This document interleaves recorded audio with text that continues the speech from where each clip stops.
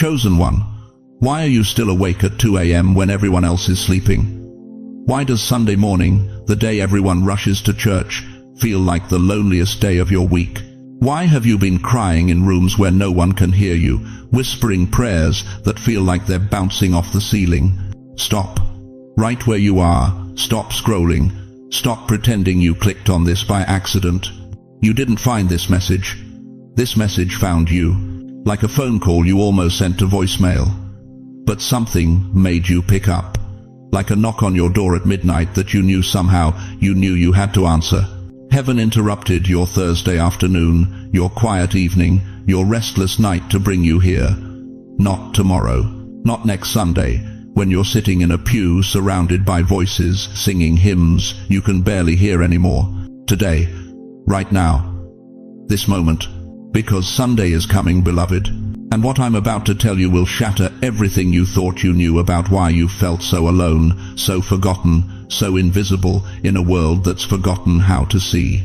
Sunday is not just a day on your calendar, it's an appointment, a divine setup, a sacred collision between your isolation and God's revelation. And you, yes, you must be alone for what's about to happen.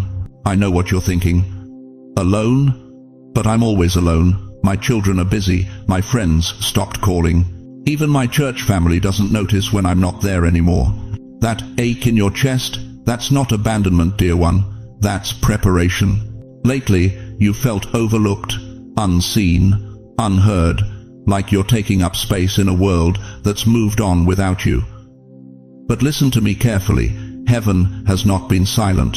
Heaven has been preparing. Every closed door, every unanswered call, every Sunday morning you sat alone in your living room instead of sitting in that sanctuary. It wasn't rejection. It was positioning. There is something God cannot tell you in a crowd.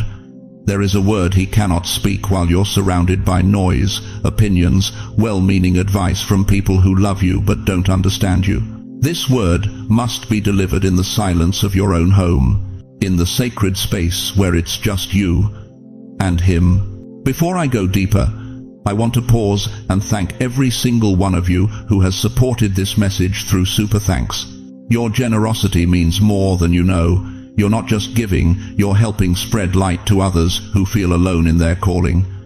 Whether you give or not, I'm deeply grateful for your presence here.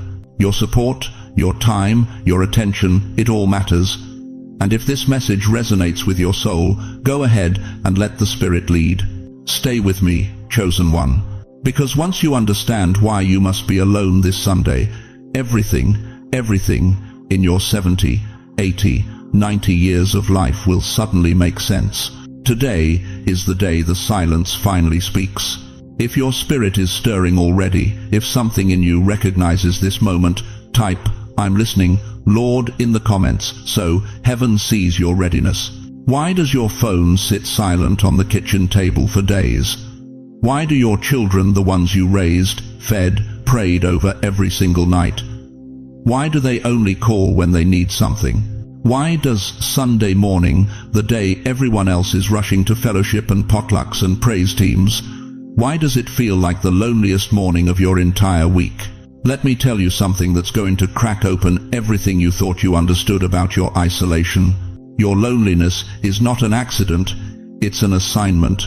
You see, there's a pattern woven throughout Scripture that nobody talks about anymore. A pattern so consistent, so undeniable, that once you see it, you'll never look at your empty living room the same way again. Every single person God ever used in a mighty way, every prophet, every deliverer, every voice that shook nations, they all went through the same divine separation. Moses, 40 years in the wilderness, tending sheep while his people suffered in Egypt. 40 years of silence. 40 years of thinking he'd missed his moment, that God had moved on without him. But that wilderness wasn't punishment, beloved. That was preparation. Because the man who fled Egypt as a hothead murderer couldn't have handled what the man who emerged from the burning bush was about to carry. Elijah, after calling down fire from heaven, after defeating 450 prophets of Baal, after the greatest victory of his life, where did God send him? 1 Kings 19 tells us he ended up alone in a cave, so depressed he begged God to let him die. "I have had enough, Lord, take my life." But God didn't rebuke him for his honesty. God fed him, strengthened him. And in that cave, in that isolation, God spoke to him, not in the earthquake, not in the fire, but in a still, small voice. That's the voice you can't hear in a crowd, dear one. Paul, the greatest apostle who ever lived, spent 3 years in the Arabian desert after his Damascus Road encounter. 3 years, not in Jerusalem with the other apostles, not in Rome building churches, alone, in the desert, with nothing but God and his racing thoughts and the weight of a calling he didn't fully understand yet. But when he emerged, he carried revelation that would shape Christianity for 2,000 years. And John, oh John, the beloved disciple, the last one standing, exiled to a lonely island called Patmos when he was 90 years old. 90. Everyone he loved was dead. Everyone who remembered Jesus in the flesh was gone. He was alone on a rock in the middle of the Aegean Sea. But it was there, in that forced isolation, in that divine separation, that heaven opened and he saw the throne room of God. It was there he received the book of Revelation. Do you see it now? Do you see the pattern? God separates before he elevates. He isolates before he illuminates. He pulls you away from the noise because what he's about to say cannot compete with the opinions, the advice, the well-meaning chatter of people who love you but don't carry your calling. Your phone doesn't ring like it used to, does it? People don't check in the way they once did. Your calendar that used to be filled with meetings and dinners and grandchildren's birthday parties, now it's mostly blank. And you've been sitting there thinking, what did I do wrong? Why don't they need me anymore? But heaven still checks your pulse every morning. Heaven still knows your address. Heaven still watches you. Pour that coffee, sit in that chair by the window, stare at that same tree in your backyard, and whisper prayers you think nobody hears. Listen to me carefully. God didn't remove those voices from your life because you're being punished. He removed them because they were drowning out his voice. Every time your phone rang, every time someone needed something, every time you had to be somewhere, do something, show up for someone else, you were available to everyone except the one who created you. But now you're finally quiet enough to hear. This Sunday, not last Sunday, not next month, this Sunday, God needs you undistracted. Because the message coming is too delicate for interference, too sacred for interruption, too powerful to be diluted by anyone else's interpretation. Think about it. When a surgeon operates, does he do it in a crowded room with people shouting advice? When an artist creates a masterpiece, does he do it at a party? When God spoke the universe into existence, was anyone else there to offer their opinion? No. Creation happens in isolation. Transformation requires separation. Revelation demands silence. You've been feeling like your loneliness is evidence that you've been forgotten. But what if it's actually evidence that you've been chosen? What if God trusts you enough to sit in the silence without running? What if your empty house isn't a tomb, it's a sanctuary? Your loneliness is not a punishment, beloved. It's an invitation. An invitation to encounter God in a way you never have before. An invitation to hear what he's been trying to tell you for years but couldn't get through the noise. An invitation to step into a new chapter that requires you to be untethered from everything and everyone who shaped the old one. If this part speaks to you, if something in your chest is confirming what I'm saying, type, "That's me right now." Not for me, but so heaven records your honesty. So the angels lean in and say, "This one is ready." Because what God is about to reveal this Sunday will explain why every relationship had to shift, why every door had to close, why every voice had to fade. And once you hear it, you'll fall to your knees in gratitude that he loved you enough to clear the room. But first, you need to understand what you're actually preparing for. You know what nobody tells you about Sunday? It's not just another day on the calendar between Saturday night and Monday morning. Sunday carries a frequency, a divine vibration that most people walk right past because they're too busy trying to fill the silence with noise. For 70, 80, maybe 90 years, you've been showing up. You've been present. You've done the right things, said the right prayers, sat in the right pews. But lately, something's been different, hasn't it?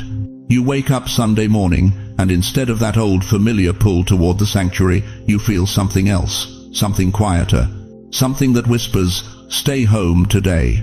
And you've been fighting it. You've been feeling guilty about it, thinking maybe your faith is weakening, maybe you're backsliding, maybe God is disappointed in you for wanting to skip church. But what if I told you that feeling isn't rebellion? What if that whisper isn't your faith dying, it's your spirit finally waking up? Listen to me carefully, chosen one. There is a reason why Moses had to go up the mountain alone. There's a reason why Jesus withdrew from the crowds to pray in solitary places. There's a reason why John received the revelation on a lonely island called Patmos. Because there are some things God cannot download into your spirit when you're surrounded by distraction. The prophet Elijah learned this the hard way. 1 Kings chapter 19 tells us he was running from Jezebel, hiding in a cave, feeling completely alone and forgotten, and God showed up. But listen to how God showed up. There was a great wind that tore the mountains, but God wasn't in the wind. Then came an earthquake, but God wasn't in the earthquake. Then came fire, but God wasn't in the fire. And after the fire came a gentle whisper, a still, small voice. And that's where God was. In the whisper, in the stillness, in the quiet that requires absolute silence to hear. You see, beloved, a radio cannot pick up the right station if it's surrounded by static. Your television can't receive a clear signal if there's interference. And your spirit, your eternal, divine spirit that's been trying to tune into heaven's frequency for decades, it cannot hear what God is saying if you're constantly surrounded by noise. This is why you must be alone this Sunday. Not because church is wrong, not because gathering with believers doesn't matter, but because there is a specific word that heaven has been trying to speak over your life, and the only way you'll hear it is in the sacred silence of your own home. The only way the signal comes through clearly is when every other voice goes quiet. For years you've been asking God, what is my purpose now? My children are grown, my career is over, my body isn't what it used to be. Why am I still here? What do you want from me in these final chapters? And God has been trying to answer you, but you haven't been still enough to hear it. Psalm 46:10 doesn't say, "Be busy and know that I am God." It says, "Be still and know that I am God." That word still in Hebrew is rapha. It means to let go, to surrender, to stop striving, to cease the endless activity that we think makes us valuable. Sunday is God's appointed day of rest, not because he needed a break, but because you do. Not rest from physical labor, rest from the spiritual noise that's been drowning out his voice. This coming Sunday is not routine, dear one. It is revelation. Something is about to shift in the invisible realm over your life. The veil between heaven and earth grows thin when you create space for the sacred. And your living room, your bedroom, that quiet corner where you sit with your coffee and watch the morning light come through the window, that space is about to become your burning bush. But here's what you need to understand. This isn't about isolation. This is about insulation. God is insulating you from the opinions, the expectations, the well-meaning voices that have been speaking over your life for decades. He's creating a protected space where his voice becomes the only voice that matters. There is something heaven will whisper to you this Sunday, something about your identity, something about your assignment, something about why you've survived everything you've survived, why you're still breathing when others have gone home, why your story isn't over even though the world has tried to convince you it is. But you will only hear it if you are still enough to receive it. Think about Mary, the mother of Jesus. Luke 2:19 says, "But Mary treasured up all these things and pondered them in her heart." She didn't rush to tell everyone what the angel said. She didn't broadcast her encounter. She sat in the silence and let heaven's word take root in the soil of her spirit. That's what this Sunday is for you. It's your Mary moment, your pondering season. Your time to let God plant something in you that the world isn't ready to see yet. Pause for 1 second right now. If your spirit just felt that shift, if something inside you recognized the truth of what I'm saying, like this video, that's not just social media engagement. That's spiritual alignment. That's your soul saying yes to what heaven is orchestrating. But here's the urgency you need to understand. This window won't stay open forever. Divine appointments have divine timing. And if you miss this Sunday, if you fill it with distraction and busyness and the same old routines, you might miss the very word that would have changed everything. So, what exactly will God reveal when you finally get still enough to hear Him? Let me tell you something that might shake you to your core, chosen one. Right now, this very moment, there is a war being waged over your life that you can't see with your natural eyes. While you've been wondering why everything feels harder lately, why Sunday mornings drain you instead of fill you, why even good people seem to pull at your peace, heaven and hell have been fighting over what happens next in your story. Every single time God prepares to speak something life-changing over you, hell mobilizes to distract you. Every time breakthrough is within reach, chaos suddenly erupts. Every time your spirit starts to soar, something or someone clips your wings. You thought it was coincidence, didn't you? You thought it was just bad timing when your phone rings right as you settle into prayer. You thought it was normal when certain people always seem to show up with drama right before God is about to shift something in your life. You thought those Sunday morning headaches, that sudden exhaustion, that inexplicable heaviness was just age catching up with you. But what if I told you that's spiritual warfare disguised as ordinary life? Listen to me carefully, beloved. Ephesians 6:12 doesn't mince words. For we wrestle not against flesh and blood, but against principalities, against powers, against the rulers of the darkness of this world. Not flesh and blood. Not your neighbor who talks too much. Not your church member who judges you. Not even your own family who doesn't understand you. The real enemy operates in shadows, and his favorite weapon isn't attack, it's distraction. This is why God is telling you to stay home this Sunday. Not because He doesn't want you in church, not because worship doesn't matter, but because there are some words He can only speak when you're finally, completely, utterly alone with Him. No voices drowning Him out. No opinions reshaping His message. No well-meaning saints accidentally stealing the seed before it takes root in your spirit. You need to avoid 4 deadly threats this Sunday, and I need you to hear me on this because your breakthrough depends on it. First, emotional drains. You know exactly who I'm talking about.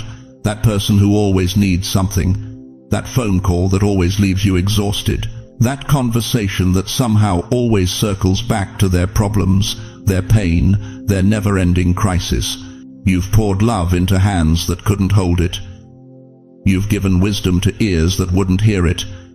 And every single time, you walked away emptier than when you started. Second, spiritual contamination. Not everyone who prays with you is praying for you. Not everyone who says God bless you carries blessing. Not everyone in the sanctuary is in the Spirit. There are people whose doubt is contagious, whose fear is infectious, whose unbelief will attach itself to your faith like a parasite. 1 Corinthians 15:33 warns us, bad company corrupts good character, even in church, chosen one, even among believers. Third, old patterns. That seat you always sit in, that routine you always follow, that small talk you always make with people who don't really know you. Those patterns have become prisons. They keep you comfortable, predictable, manageable. But God is about to do something new, and new wine doesn't fit in old wineskins. If you show up Sunday doing what you've always done, you'll hear what you've always heard. But if you stay home, if you break the pattern, if you create space for the unexpected, heaven can finally interrupt the cycle. Fourth, subtle discouragement. This one's the deadliest because it wears a smile. It sounds like concern. Are you okay? You seem different lately. Maybe you should slow down. Don't get your hopes up too high. Remember what happened last time you believed God for something big. These words spoken in love are laced with poison. They're designed to make you doubt what God has been whispering to your spirit in the secret place.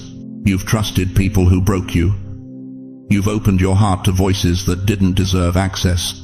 You've shared your God dreams with dream killers who smiled while they murdered your hope with their skepticism. But here's what the enemy doesn't want you to know.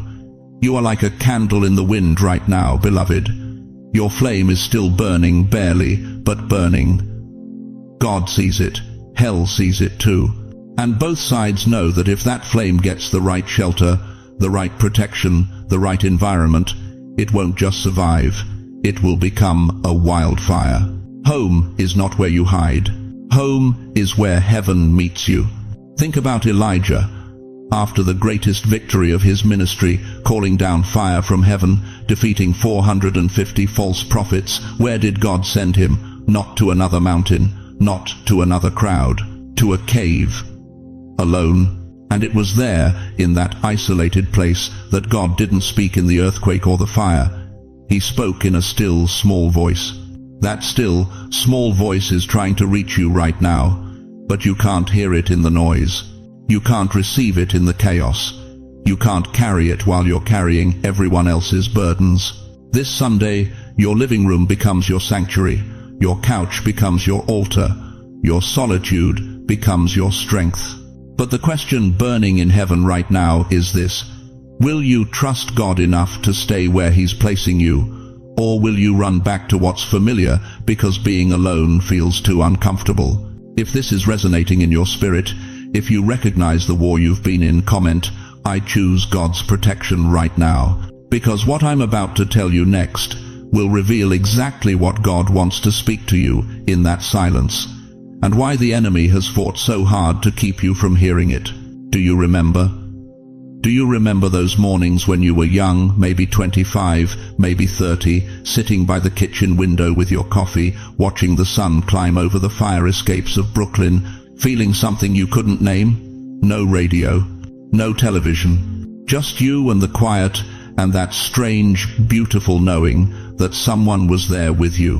When did you lose that, beloved? When did Sunday morning stop being about sitting still and start being about showing up?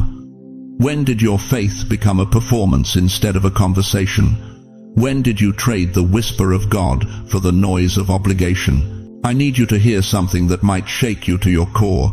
For 70, 80, maybe 90 years, you've been running. Oh, I know what you're thinking. Running?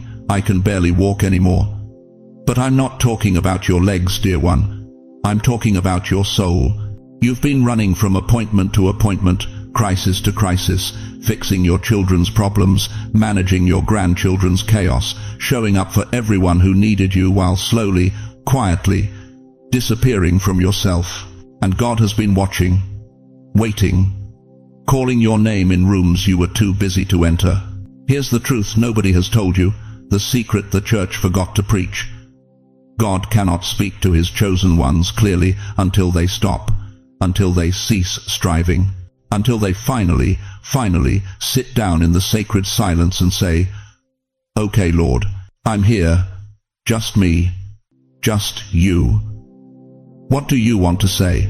Psalm 46:10 doesn't whisper, it commands, "Be still and know that I am God." Not be busy and know, not be useful and know, not be needed and know, be still. The Hebrew word there is rapha. It means to let go, to release, to stop fighting. It means surrender so complete that you can finally hear what's been trying to reach you for decades. But you can't hear it in a church pew surrounded by 200 voices singing the same hymns you've sung since 1962. You can't hear it at the family dinner table with grandchildren screaming and daughters-in-law asking for advice you're too tired to give. You can't hear it with the television on, with your phone buzzing, with the world demanding one more piece of you. This Sunday, this coming Sunday, God is asking you to do something that might feel impossible. He's asking you to stay home, to be alone, to let the church service happen without you, to let the family brunch go on, to let everyone wonder where you are while you finally keep your appointment with the one who's been trying to reach you since before you were born. And I know what fear is rising in your chest right now. Dear one, Listen to me carefully. This Sunday is not about what God wants from you. This Sunday is about what God wants to restore to you. Your soul is like a letter heaven wrote long ago. It was sealed, addressed, stamped with divine purpose before you drew your first breath in that Brooklyn hospital in 1945, in that Bronx apartment in 1938, in that Queens row house in 1952. But somewhere along the way, you got so busy delivering everyone else's mail that you never opened your own. You've spent your entire life reading other people's letters, their needs, their dreams, their emergencies, while your own letter from God sat unopened in your hands. This Sunday, God wants you to finally read it. Think about what happened at Horeb when God called Moses. Exodus 3-5 tells us God said, "Take off your sandals, for the place where you are standing is holy ground." Not the place where everyone else was standing, not the public square, not the marketplace. The place where Moses was standing, alone, in the desert, with nothing between him and the burning bush except silence and surrender. Your living room this Sunday is your Horeb. Your bedroom is your holy ground. The quiet apartment where you sit alone, that's not loneliness, beloved. That's sacred geography. That's where the burning bush waits. Heaven is finally ready to answer the question you've carried for decades. That question you've never spoken out loud. That ache you've never named. That wondering, God, did my life matter? Did you see me? Did all those years of sacrifice mean something? Was I chosen for anything more than just surviving? This Sunday, in the silence, you'll hear the answer, but only if you're alone. Only if you stop. Only if you finally let go of everyone else's needs long enough to receive what heaven has been holding for you. Whisper it now in the comments, not for me, but for heaven to see your readiness. Speak, Lord, I'm ready. Because what God is about to reveal this Sunday will not just give you answers, it will give you back yourself. But the question burning in the spirit right now is this: why Sunday? Why does it have to be the Lord's Day? Why can't this happen on any ordinary Tuesday? You know what terrifies you most, don't you? It's not death itself, it's the thought of dying with your song still trapped inside you. It's lying in that hospital bed one day, looking at the ceiling tiles and whispering to yourself, did I matter? Did anything I did leave a mark? I see you there. 73 years old, sitting in your Brooklyn apartment, staring at family photos on the wall. Your grandchildren barely call anymore. Your children are too busy climbing ladders you don't even understand. And somewhere deep in your chest, there's a question that won't stop asking itself. Did God forget that I'm still here? Let me tell you something that's going to shake you to your core. That fear you carry, that haunting whisper that says your best years are rotting in the rearview mirror, that's not God's voice. That's the enemy's last desperate attempt to convince you that your assignment expired with your youth. But here's what hell doesn't want you to know. You're not fading, beloved. You're finally being positioned. Think about it. Why are you still breathing? Why did you survive that heart attack at 67 when the doctors said you had a 15% chance? Why are you still here when friends you buried were younger, healthier, seemingly more valuable to the world? Random chance? Luck? Medical miracle? No. Divine appointment. God doesn't keep people alive by accident. He doesn't waste breath on bodies he's done using. And if you're still pulling air into your lungs right now, if your heart is still beating against your ribs as you hear these words, it's because heaven refuses to let you go until you've completed what you were sent here to accomplish. Joel 2:25 says it plainly. I will restore to you the years that the locust has eaten. Not might restore, not could restore, will restore. Present tense, active voice, divine guarantee.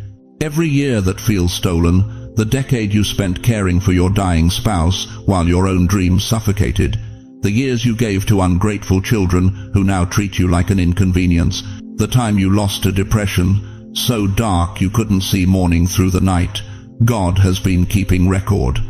And this Sunday marks the beginning of your restoration era. You think I'm speaking poetically? You think this is just pretty church talk to make you feel better for 20 minutes before reality crashes back in. Listen to me. God is about to give you back what the locusts devoured, not in theory, in tangible, undeniable, earth-shaking reality. Ideas are going to return. You know those flashes of brilliance you used to have, the solutions that would come to you in the shower, the wisdom that made people lean in when you spoke.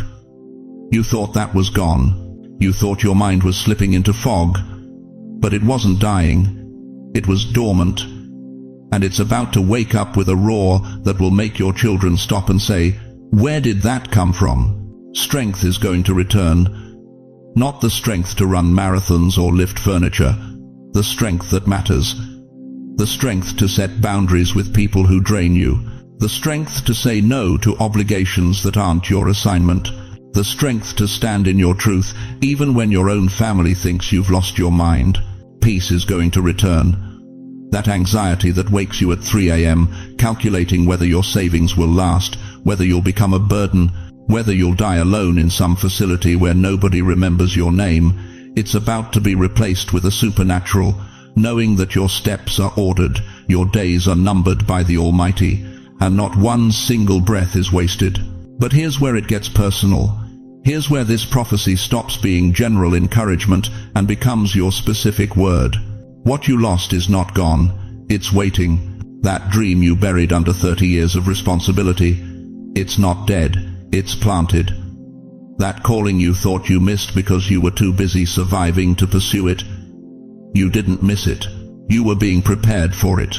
That fire in your chest that used to burn so bright until life threw water on it, that flame never went out. It's been protected under ash, and God is about to blow on those embers until you burn so bright that people 3 states away will see your light. Ecclesiastes 3:11 tells us God has made everything beautiful in its time. Not in your time, not in the world's time, in His time, and His time for you is now. This is why you must be alone this Sunday, because what God is about to download into your spirit cannot happen in a crowd. The restoration He's orchestrating requires silence. The rewiring He's doing to your identity demands solitude.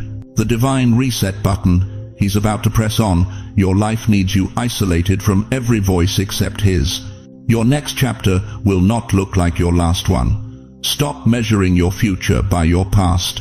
Stop believing that because the last 30 years looked one way, the next 10 must follow the same pattern. God is rewriting your ending, beloved, and the pen He's using is dipped in resurrection power. But here's the urgency that should grip your soul right now. This window won't stay open forever. Divine appointments have divine timing. When God says Sunday, He means Sunday. When He says stay home, He means stay home. When He says alone, He means alone. If this prophecy is landing in your spirit like lightning, if you feel something ancient stirring in your bones, type "I receive this" in the comments right now. Don't analyze it. Don't question it. Just receive it. Because the question burning in heaven's throne room at this very moment is this: will you trust the God who kept you alive for 70, 80, 90 years, enough to give Him one Sunday in complete surrender? Listen to me very carefully, chosen one. What I'm about to tell you carries the weight of eternity, and I need you to feel every word settling into the deepest chamber of your heart. This is not about danger, this is about destiny.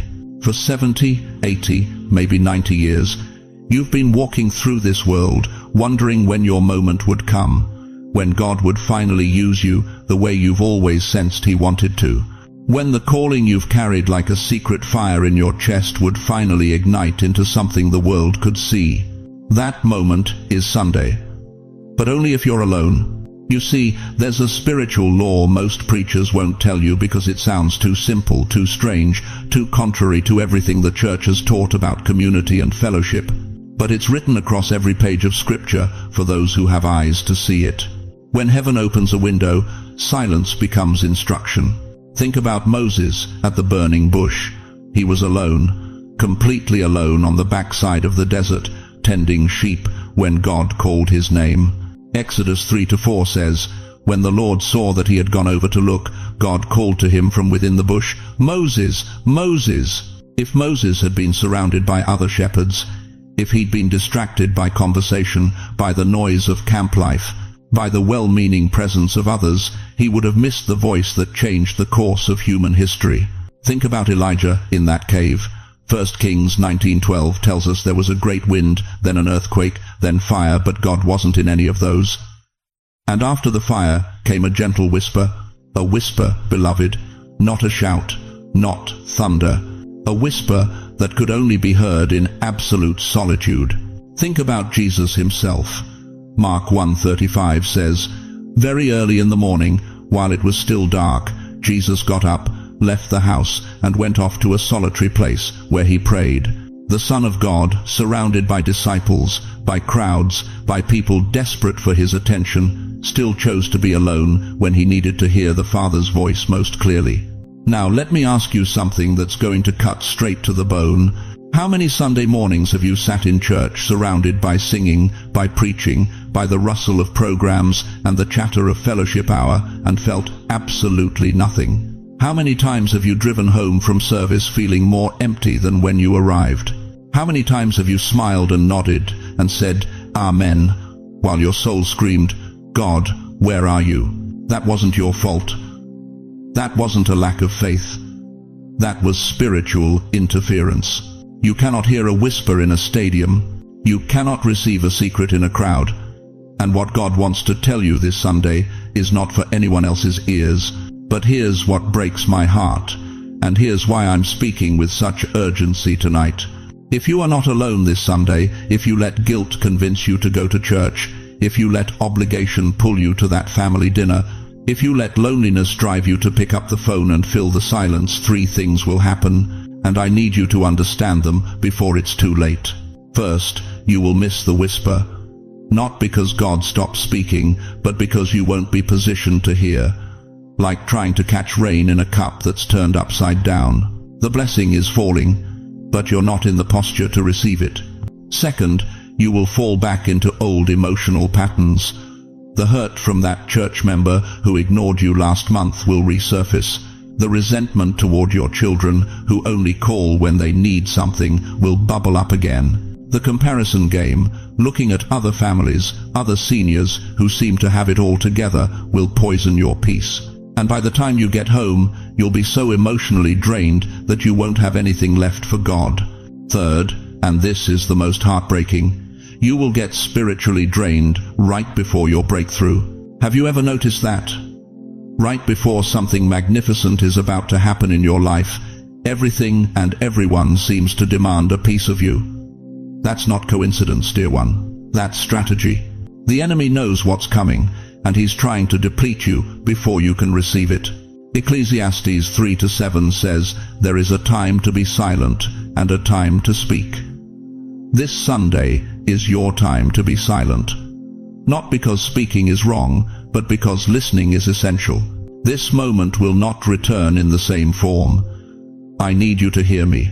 God doesn't send the same invitation twice in the same way. When he called Samuel in the night, it was a specific moment.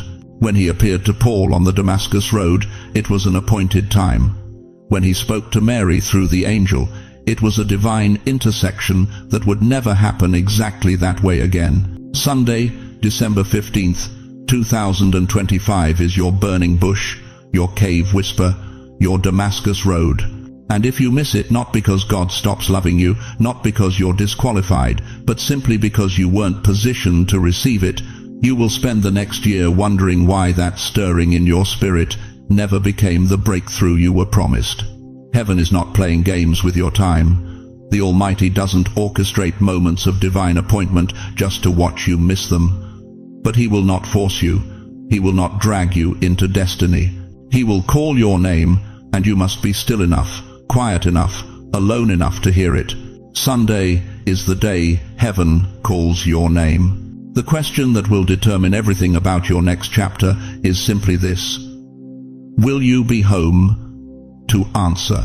If you're still here, if your spirit is bearing witness to every word I'm speaking, say "I won't miss it" in the comments right now. Let heaven see your commitment.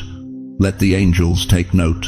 Let the enemy know that his schemes to distract you have failed. And then do something that might feel uncomfortable but is absolutely essential. Share this message with one person who needs to hear it. That friend who's been struggling. That family member who feels forgotten. That neighbor who sits alone every Sunday, wondering if anyone remembers they exist. Because this word isn't just for you, chosen one.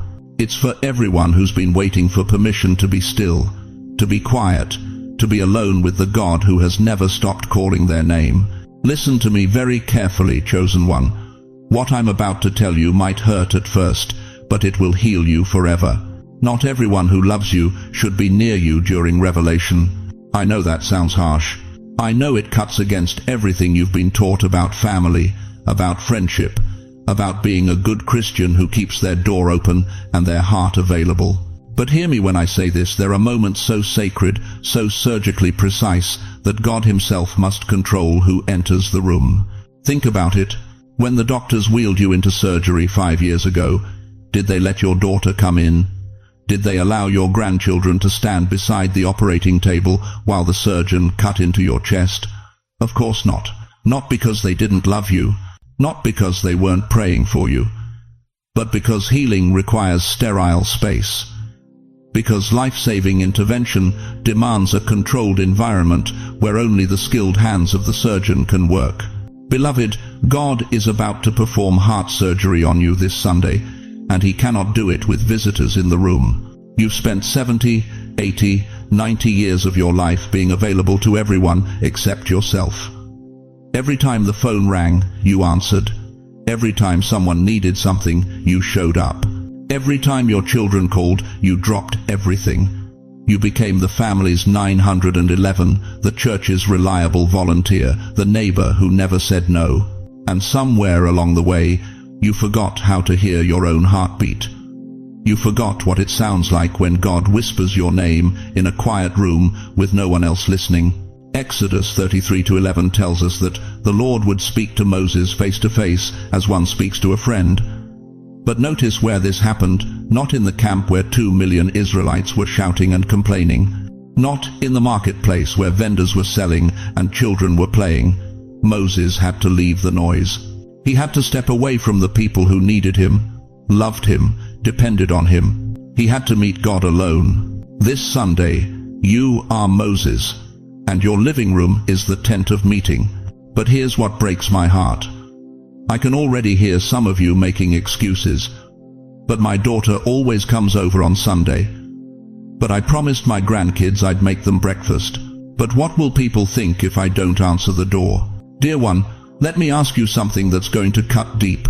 When did other people's expectations become more important than God's instructions? When did you start valuing guilt over obedience? When did you begin believing that saying yes to everyone else meant saying yes to God? 1 Kings 19 shows us Elijah at his breaking point. After calling down fire from heaven, after defeating 450 prophets of Baal, after seeing miracle after miracle, this mighty man of God collapsed under a tree and begged to die. Why? Because he never stopped. Because he never rested. Because he kept performing for people until his soul was bankrupt. But watch what God did. He didn't send Elijah to a conference. He didn't surround him with encouragers. He put him in a cave, alone. And there, in that isolated space, God whispered the question that would change everything. What are you doing here, Elijah? God is asking you the same question this Sunday. What are you doing here in this season of your life? Still performing, still proving, still pretending you don't need what only solitude can give you. Let me tell you something that might shock you. The people who will be most offended by your closed door this Sunday are often the same people who have benefited most from your open one. They've grown accustomed to your availability. They've taken for granted that you'll always be there, always accessible, always ready to drop everything for them. But a surgeon does not allow visitors in the operating room. A jeweler does not refine gold in a crowded workshop. A potter does not shape clay with 1,000 hands reaching in to help. And God cannot perform the kind of deep, transformative, soul-renovating work He's planned for you this Sunday if you allow interruptions. Matthew 6:6 gives us Jesus' own words. But when you pray, go into your room, close the door, and pray to your Father who is unseen. Close the door, not leave it cracked, not keep it unlocked in case someone needs you. Close it, shut it, guard it. This Sunday, if someone knocks on your door, let God answer, not you. If your phone rings, let heaven handle it. If guilt tries to crawl up your spine and whisper that you're being selfish, remind that lying spirit who you belong to. You are not being selfish. You are being obedient. You are not abandoning people. You are answering God. You are not closing people out. You are letting God in. Because here's the truth that will set you free when God finishes His work in you this Sunday, when He completes what He started in that sacred silence, when He speaks the word that only solitude can birth. You will have more to give everyone else than you've had in decades. But first, the door must close. The noise must stop. The visitors must wait. This Sunday, peace is your protection, silence is your shield, and your closed door is not rejection of others, it's reception of God. But what exactly is God going to do in that silence? What is He preparing to reveal that requires such radical isolation? Listen to me carefully, dear one. There is a moment from your past you still carry, a moment you never told anyone, not your children, not your closest friend, not even your spouse when they were still here beside you. It sits in your chest like a stone you've learned to breathe around. Maybe it was something that happened when you were 17. Maybe it was something you said or didn't say to someone you loved before they passed. Maybe it was a choice you made in 1962 that you've questioned every single day since. Maybe it was something done to you that left a scar so deep you built your entire life around protecting it. You know exactly what I'm talking about, don't you? That memory doesn't just visit you at night anymore. It's there when you're folding laundry, when you're watching the news, when you're sitting in church surrounded by people singing hallelujah while you're silently asking God why He never healed that one wound.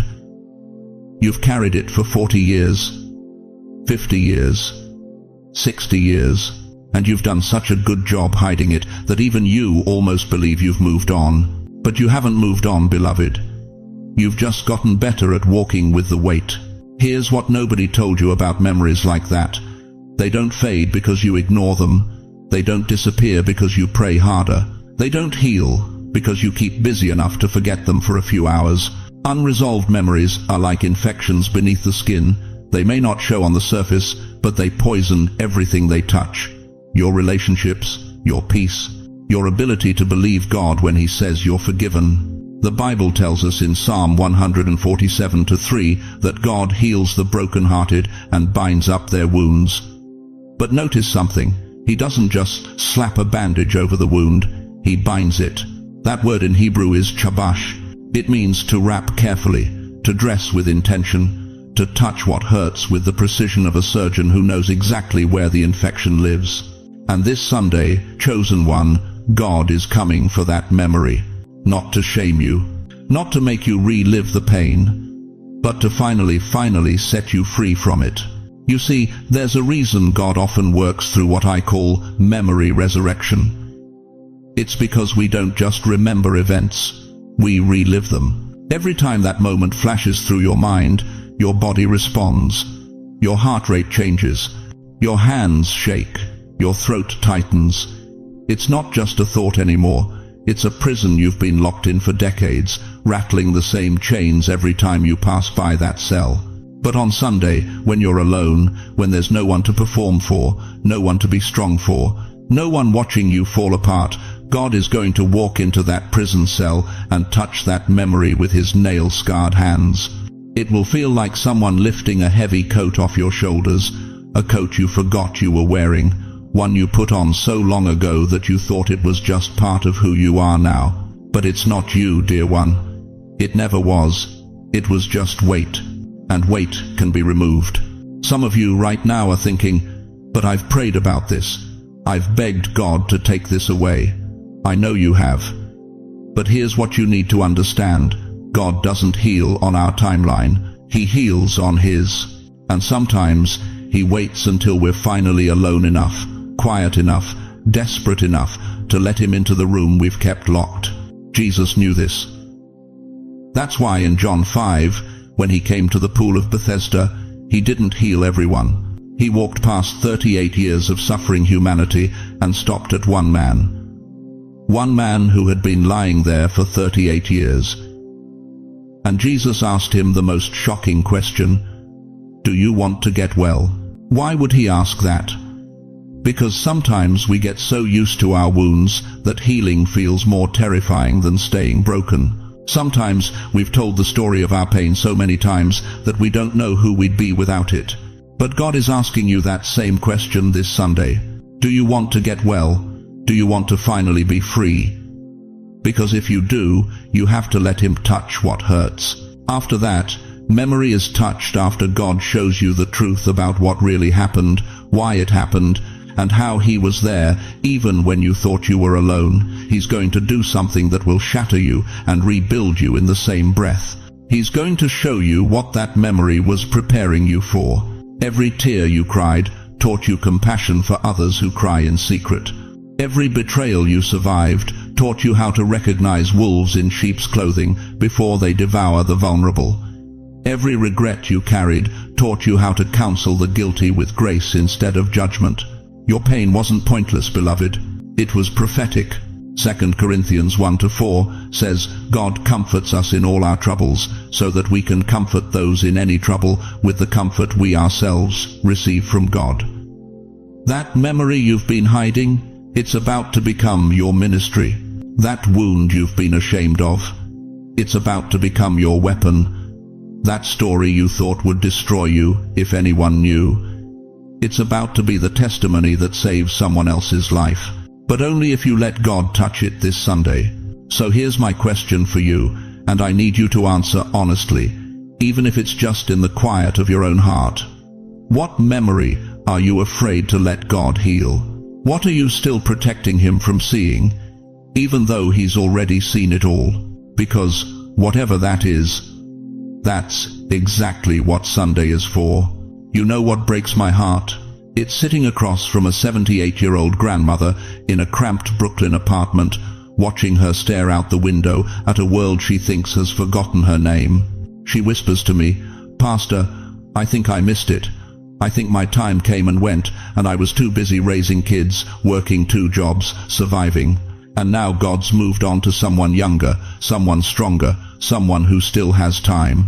And every single time I hear those words, something in my spirit wants to shout, "That's the biggest lie hell ever told." Listen to me, chosen one. That assignment you thought you lost, that calling you buried under decades of responsibility, disappointment, and the cruel arithmetic of passing years, it didn't expire. It was preserved. Let me ask you something that's going to cut deep. How many times have you looked in the mirror and seen nothing but wasted potential? How many nights have you laid in that bed thinking about the dreams you had at 25, 30, 40? Dreams that life crushed under the weight of bills, betrayals, and just trying to make it through another day. How many times have you whispered, "God, I'm sorry I didn't do more with what you gave me." Stop apologizing for surviving. You think God called you to a purpose at 20 and then just forgot about you at 70? You think the Creator of the universe has an expiration date stamped on His chosen ones like a carton of milk at the corner deli? Let me show you something that's going to shatter that lie into 1,000,000 pieces. Moses, 80 years old. 80. He'd spent 40 years thinking he was somebody in Pharaoh's palace, then 40 years thinking he was nobody in the wilderness, tending sheep that didn't even belong to him. If Moses lived in modern-day Queens, he'd be collecting Social Security, maybe playing dominoes in the park, waiting for his grandkids to call.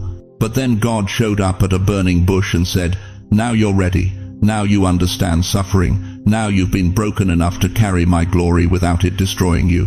Now we begin." Exodus 7:7 tells us plainly, Moses was 80 years old, and Aaron 83 when they spoke to Pharaoh. God's greatest deliverance in human history was led by 2 men who should have been in retirement homes by the world's standards. And Abraham? Genesis 12 records that he was 75 years old when God called him to leave everything, and go to a place he'd never seen, to become something he'd never been. 75, starting over with nothing but a promise from a voice he'd only just begun to hear clearly. But here's what wrecks me, beloved. Here's what should shake you to your very core. Sarah was 90 when she gave birth to Isaac, 90 years old. Her womb was dead. Science said impossible, logic said ridiculous. But God said, "Watch what I do with what the world calls finished." You think your productive years are behind you. You think your influence is over. You think because your body moves slower, your purpose must be smaller. Your calling is not a fire that burns out, dear one. It's a fire that waits for oxygen. For decades, you've been living in an oxygen-deprived environment, surrounded by people who couldn't see what God planted in you, working jobs that paid your bills but starved your spirit, attending churches that wanted your service but not your voice, raising children who needed your strength but couldn't comprehend your depth. You weren't burning out. You were being preserved for the moment when the oxygen returns. And this Sunday is the breath. Think about Caleb, 85 years old, standing before Joshua, and listen to what he declares in Joshua 14:11. "I am still as strong today as the day Moses sent me out. I'm just as vigorous to go out to battle now as I was then." 85 years old, and he's not asking for a rocking chair. He's demanding a mountain. "Give me this hill country," he roars. "Give me the giants. Give me the impossible. Give me what younger men are afraid to touch." That's not nostalgia talking, that's assignment reactivating. But here's the urgency you need to feel in your bones right now. The enemy has spent your entire life trying to convince you that your season ended 20, 30, 40 years ago. Why? Because he knows something about you that you've forgotten about yourself. He knows that a believer with 70 years of proven faithfulness is the most dangerous weapon in God's arsenal. He knows that someone who's watched God provide through the depression, through wars, through losses that would have destroyed weaker souls. Someone like that doesn't just have faith. They have evidence, documented proof, a lifetime of receipts showing that God keeps his promises even when everything looks impossible. The world worships youth, but heaven crowns endurance. And right now, in this exact moment of American history, when families are fracturing, when truth is being questioned, when young people are drowning in confusion and despair, they don't need another motivational speaker with a podcast and perfect teeth. They need voices that have been tested. They need wisdom that's been earned. They need to see living proof that you can walk through hell and come out still praising God. That's you, chosen one. That's why you're still here. That's why your assignment didn't die when you turned 70. It was just waiting for the world to get desperate enough to finally listen. But here's the question that's going to determine everything about what happens next in your life. Will you believe God still has plans for you? Or will you let the world convince you that your story's already written? Because this Sunday, in the silence of your home, God is about to tell you something he's been waiting decades to reveal. You know what breaks my heart? It's watching God's most faithful servants sit in their living rooms on Sunday morning, staring at four walls, believing they've been forgotten, believing their season is over, believing that at 75, 82, 90 years old, the best chapters are behind them. But what if I told you that this Sunday, this coming Sunday, when you stay home alone, God is about to pull back a curtain you didn't even know was there? What if everything you thought was ending is actually just beginning? Listen to me carefully, beloved. Like curtains being pulled back on a theater stage, suddenly the next chapter becomes visible, and what you're about to see will leave you breathless. The season you are entering. You've been living in what feels like winter for so long, haven't you? Cold, barren, silent. Every morning you wake up wondering if today will be different, or if it's just another day of the same emptiness. Your children don't call as often. Your friends from church have their own lives now. Even your body reminds you daily that you're not what you used to be. But Ecclesiastes 3:1 declares, "To everything there is a season, and a time to every purpose under heaven." Do you hear that? A time to every purpose. Not some purposes, every single one. This Sunday, when you're alone in that sacred space, God is going to whisper something that will shatter your resignation. You are not entering the winter of your life. You are entering the harvest. Think about it. When does a farmer harvest? After months of hidden growth. After seasons of waiting. After roots have gone deep and fruit has ripened. Your isolation wasn't abandonment, it was germination. Every tear you've cried in secret watered seeds you couldn't see. Every prayer you whispered in the dark fertilized ground you thought was dead. But here's what's going to shock you. The harvest God is about to bring through your life has nothing to do with what you can physically do anymore. You think your impact is over because you can't move like you used to. You think your influence is gone because you're not in rooms full of people anymore. Moses was 80 when he stood before Pharaoh. Abraham was 99 when God renewed his covenant. Anna was 84 when she prophesied over the infant Jesus in the temple. Your age isn't your limitation, it's your authorization. You've survived what would have destroyed others. You've endured what would have broken weaker souls. And now God is saying, finally, you're ready for what I've been saving you for, who you must release. But there's a problem, and it's not the one you think. You can't carry harvest while you're still holding on to dead weight. You can't receive new wine while you're clutching old wineskins.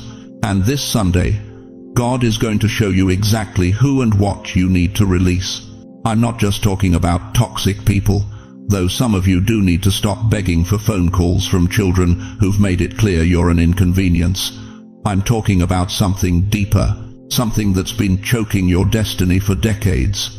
You need to release the person you used to be. That younger version of yourself who could do everything, be everywhere, fix everyone's problems. She's gone, beloved, and you've been mourning her like a death.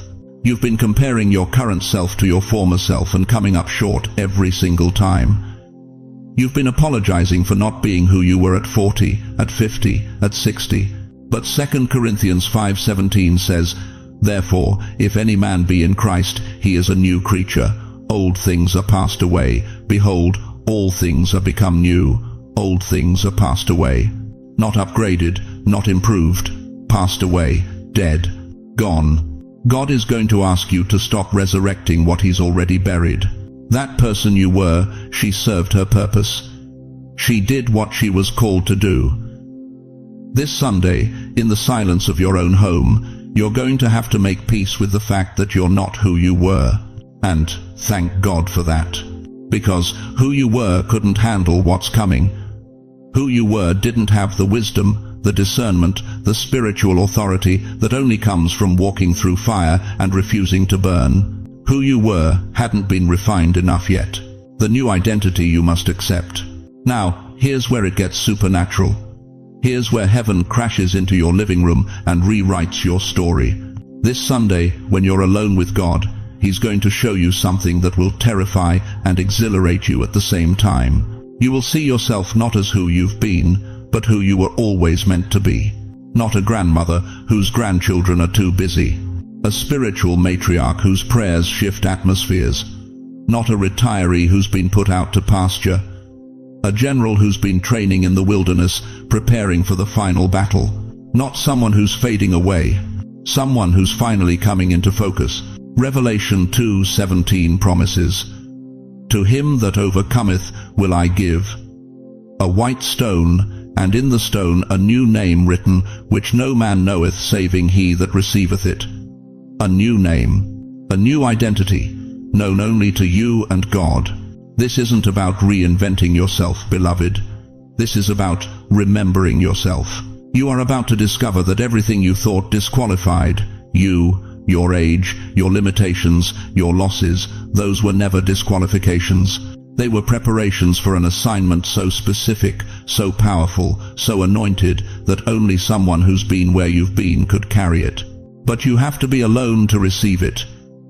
You have to be still to hear it. You have to be ready to let God shatter every limitation you've accepted about who you are and what you can still do. Are you ready for that kind of revelation?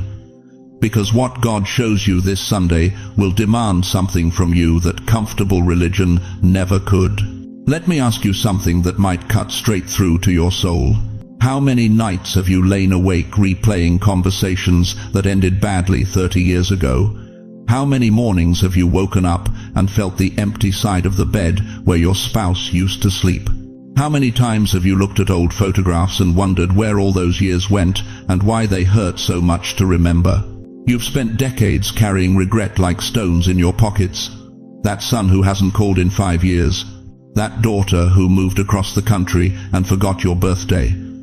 That friendship that died over something so small you can't even remember what started it. That dream you buried when you turned 60 because everyone told you it was too late, too foolish, too impossible for someone your age. And now, here you are, 70-something years on this earth, and you're thinking, is this it? Is this all I get? A quiet apartment in Queens, a social security check that barely covers the bills, and memories that hurt more than they comfort. But listen to me, beloved.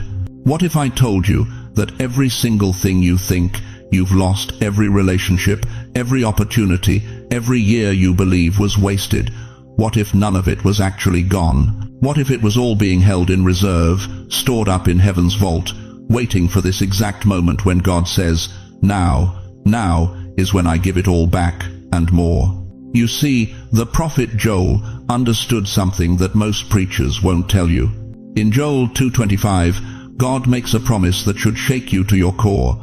I will restore to you the years that the locust hath eaten, not some of the years, not a few good memories to comfort you in your old age, all the years. Every single one that felt stolen, wasted, devoured by circumstances you couldn't control. But here's what breaks my heart.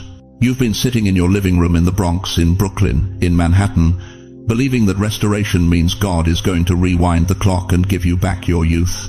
You think restoration means erasing the arthritis, the gray hair, the wrinkles, the slower pace. No, dear one, no. Restoration is not returning you to who you were. Restoration is lifting you to who you were always supposed to become. Think about Job for a moment. This man lost everything. His children dead, his wealth gone, his health destroyed. His wife told him to curse God and die. His friends accused him of secret sins. He sat in ashes, scraping his sores with broken pottery, wondering if God had forgotten his name. But Job 42:10 tells us something that should make your spirit leap. And the Lord turned the captivity of Job when he prayed for his friends. Also, the Lord gave Job twice as much as he had before.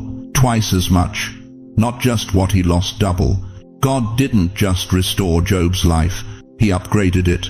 Your marriage ended in divorce 40 years ago, and you've been carrying that shame ever since. But what if God is about to give you a relationship with him so intimate, so profound, that it makes every earthly love you've known look like a shadow? What if your loneliness has been preparing you to become a prayer warrior whose intercession moves heaven itself? Your children don't call anymore, and it breaks your heart every single day. But what if God is positioning you to become a spiritual mother, a spiritual father to an entire generation of young people who are drowning in a world without wisdom? What if your empty nest is about to become a sanctuary where broken souls find healing? You lost your health, your mobility, your independence. You can't walk the 3 blocks to the corner store without getting winded. But what if God is about to demonstrate through your weakened body that his strength is made perfect in weakness? What if your wheelchair becomes a throne from which you speak life into the spiritually paralyzed? Not lost, delayed. Not denied, protected. Say that with me. Not lost, delayed. Not denied, protected. Every door that slammed in your face wasn't rejection, it was redirection. Every opportunity that slipped through your fingers wasn't failure. It was God's hand pulling you back from something that would have destroyed you. Every year you thought was wasted was actually a year of preparation for what he's about to release through you now. But here's the urgency that should grip your heart right now. Sunday is coming.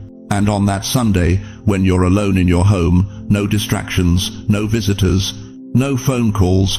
God is going to speak a word over your life that will activate every single promise that's been dormant for decades. Every seed you planted in tears is about to burst through the soil. Every prayer you whispered in desperation is about to be answered in ways that will leave you speechless. Your restoration will be greater than your suffering, not equal to it, greater than it.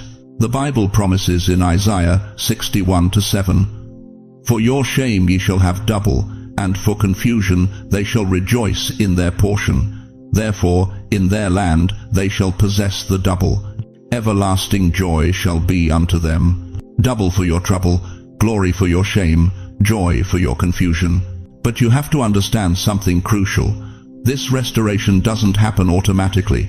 It doesn't fall on you like rain while you're sitting there drowning in self-pity and regret.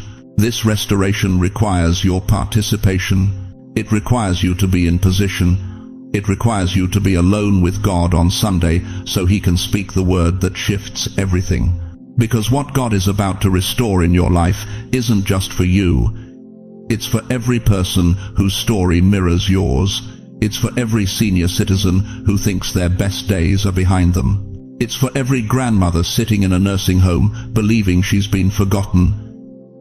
It's for every grandfather wondering if his life mattered at all. You are about to become living proof that God keeps His promises. But will you be there to receive it?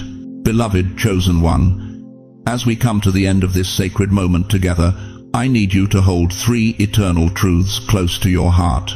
First, Sunday is not just another day on your calendar. It is your divine appointment, a holy intersection where heaven meets your solitude and speaks words that crowds could never hear. You must be alone not because you've been abandoned, but because you've been selected for a private audience with the King of Kings. Second, every year you thought was stolen, every relationship you believed was broken beyond repair, every dream you buried under the weight of age and regret, none of it is lost. God has been storing it all up, and your restoration will be greater than your suffering. Not equal to it, greater than it. And third, this Sunday is the beginning, not the end. What God speaks to you in your quiet living room will echo through the rest of your life and ripple into generations you'll never meet. But here's what I need you to understand with every fiber of your being. You are not walking this journey alone. Right now, as you hear my voice, the God who parted the Red Sea, who raised the dead, who turned water into wine, that same God is working in your life. He hasn't forgotten your address. He hasn't moved on to younger believers. He is closer to you now than He's ever been. And this Sunday, you're going to feel His presence in ways that will leave you undone. And beyond God's presence, you have this community. Look at these comments. See these hearts beating with the same hope, the same struggles, the same sacred loneliness. You belong here. We are your family. We will pray with you, weep with you, and celebrate with you when your breakthrough comes. So let me ask you this one final question, and let it settle deep in your spirit. When Sunday morning comes, when the world is rushing to be seen, will you have the courage to stay home and be found? Now, before you go, I want to pray over you. Wherever you are, in your apartment in the Bronx, your house in Queens, your room in that facility where you sometimes feel forgotten, I want you to close your eyes, place your hand on your heart, and receive this blessing. Heavenly Father, I stand in the gap right now for every precious soul who has heard this message. Lord, you see them. You know their names. You've counted every tear, recorded every prayer, witnessed every moment they felt invisible. Father, I pray that this Sunday you would meet them in the sacred space of their solitude. Silence every voice of doubt, every whisper of regret, every lie that says they're too old, too late, too forgotten. Let them hear your voice with crystal clarity. God, open doors that have been sealed for decades. Restore relationships that seem dead. Heal bodies that doctors have given up on. Provide for needs they haven't even spoken out loud. Let this Sunday be the turning point where everything shifts, where restoration begins, where hope is reborn. Place your hand upon their shoulders right now. Let them feel the weight of your presence, the warmth of your love, the certainty of your promises. Remind them that their best chapters are still unwritten, that their greatest impact is still ahead, that you're not finished with them yet. In Jesus' mighty name, I seal this prayer. Amen. Now, I want to hear from you. In the comments below, tell me, what are you believing God for this Sunday? What needs restoration in your life? Don't hold back. This community is here to surround you with prayer. And please, share this message with someone who needs to hear it. That grandmother in your building, that friend from church who's been feeling forgotten, that family member who thinks their time has passed. If this word has touched your spirit, if something inside you shifted while you were listening, I want you to do two things. First, subscribe to this channel and ring that notification bell. We're building something sacred here, a community of chosen ones who refuse to give up, who believe God's promises, and who know their worth isn't measured by age, but by calling. Second, come back here Sunday evening and tell us what happened. Tell us what God spoke. Tell us how your life changed when you dared to be alone with Him. Thank you for staying with me through this entire journey. Thank you for trusting me with your time, your attention, your open heart. You are loved. You are chosen. You are never, ever alone. Until Sunday, walk in peace, walk in power, walk in the unshakable truth that your story is far from over. God bless you, chosen one.